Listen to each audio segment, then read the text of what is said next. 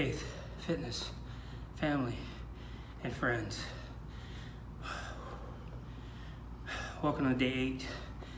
If you've been with me up to this point, you've been probably fatigued, sore, not wanting to work out, but here's the most important thing is if you show up and you're only able to give 50%, 50% is better than no percent. There's days that I show up to work out where I feel super strong and I just crush it, and there's other days I show up and I barely make it through the workout. At the end of the day, don't let what you can't do stop you from what you can do. Failure is inevitable. Progress is optional.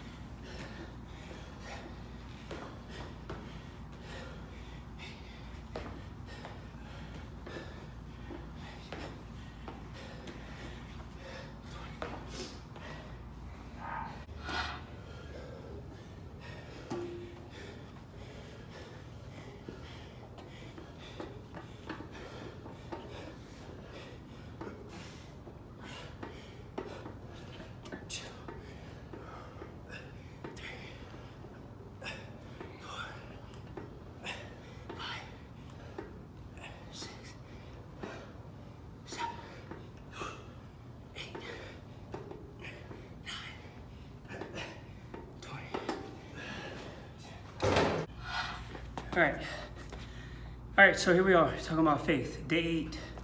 So there's 3 things that popped out to me when I read Proverbs. So I wrote them down. There's normally 1, maybe 2. Just tell me it was 3. And talked about Proverbs 7. Escape quickly from the company of fools. They are a waste of time.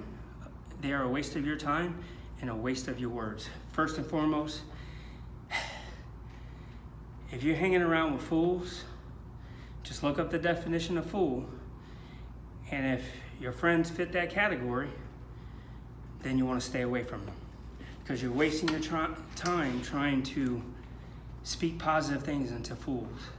Don't waste your time. Remember, I spoke about this on one before, talking about the faith. Why are you giving 100% to somebody who's only giving you 20%? Don't waste your energy on people that aren't worth your time. I'm not saying encourage them and give them a word of wisdom and speak to them, but I'm not saying the more you hang out with them, the more foolish you become. And then Proverbs 21, it talks about it's criminal to ignore a neighbor in need of compassion for the poor. What a blessing. It's criminal basically to ignore someone in need if you have the ability to help them in that need. So let me give you an example. Somebody can't pay their water bill, $58.13. You have the ability to help that person. Now, if you have that inclination to go and help that person, you should do it. And if you don't, then don't do it. But basically, it's foolish for you not to help someone that's in need. And then also in Proverbs 29, it talks about slowness to anger, for deep understanding, a quick-tempered person stockpiles stupidity. So stay away from fools. If you see someone in need and you have the ability to help them meet that need, and you have peace about meeting that need, then go help that person, because if not, it becomes criminal in God's eyes. Because they're praying for a miracle. You have the ability to be that miracle, but you don't do nothing about it. Don't talk about it, be about it. And slow to anger. Look, I think we all have had our special moments where we go cuckoo for Cocoa Puffs and nobody knows why. So with that being said, if you can remember this, catch it, check it, change it. Catch your attitude, check it, calm it down, and change it. Change it to a positive attitude. So if you find yourself getting angry, catch it, check it, change it. That's your 3 C's.